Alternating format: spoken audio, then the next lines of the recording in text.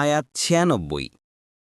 কুল কাফা বিল্লাহি শাহীদান বাইনি ওয়া বাইনাকুম ইন্নাহু কানা বিইবাদিহি খাবীরান বাসীরা। অনুবাদ: বলুন, আমার ও তোমাদের মধ্যে সাক্ষী হিসেবে আল্লাহই যথেষ্ট। নিশ্চয় তিনি তার বান্দাদের সম্পর্কে পূর্ণ অবহিত, পূর্ণ দ্রষ্টা।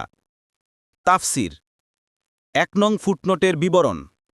আবু হুরাইরা রাদিয়াল্লাহু আনহু হতে বর্ণিত যে রাসূলুল্লাহ সাল্লাল্লাহু আলাইহি ওয়াসাল্লাম বলেছেন, বনি ইসরাইলের এক লোক বনি ইসরাইলের অপর এক লোকের নিকট ১০০০ দিনার কর্জ চাইল। কর্জদাতা বলল, কয়েকজন সাক্ষী আনুন, আমি তাদেরকে সাক্ষী রাখব। কর্জগ্রহীতা বলল, সাক্ষীর জন্য আল্লাহই যথেষ্ট। তখন কর্জদাতা বলল, তবে একজন জামিন উপস্থিত করুন। কর্জগ্রহীতা বলল, জামিন হিসেবে আল্লাহই যথেষ্ট। তখন কর্জদাতা বলল, আপনি ঠিকই বলেছেন। তারপর সে নির্ধারিত সময়ে পরিশোধের স্বার্থে তাকে ১০০০ দিনার কর্জ দিয়ে দিল। তারপর কর্জগ্রহীতা সমুদ্র যাত্রা করল এবং তার ব্যবসায়িক প্রয়োজন সমাধা করল। তারপর সে বাহন খুঁজতে লাগল, যাতে নির্ধারিত সময়ে সে কর্জদাতার নিকট এসে পৌঁছতে পারে। কিন্তু কোনরূপ বাহন সে পেল না।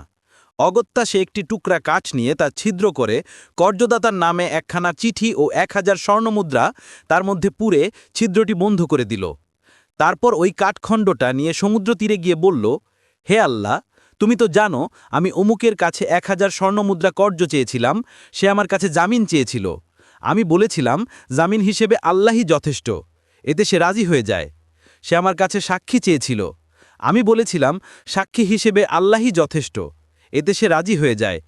আমি তার প্রাপ্য তার কাছে পৌঁছে দেওয়ার উদ্দেশ্যে বাহনের জন্য যথাসাধ্য চেষ্টা করলাম, কিন্তু পেলাম না।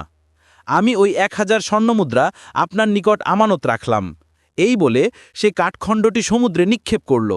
তৎক্ষণাৎ তা সমুদ্রের মধ্যে নিমজ্জিত হয়ে গেল। তারপর লোকটি ফিরে গেল এবং নিজের শহরে যাবার জন্য বাহন খুঁজতে লাগল।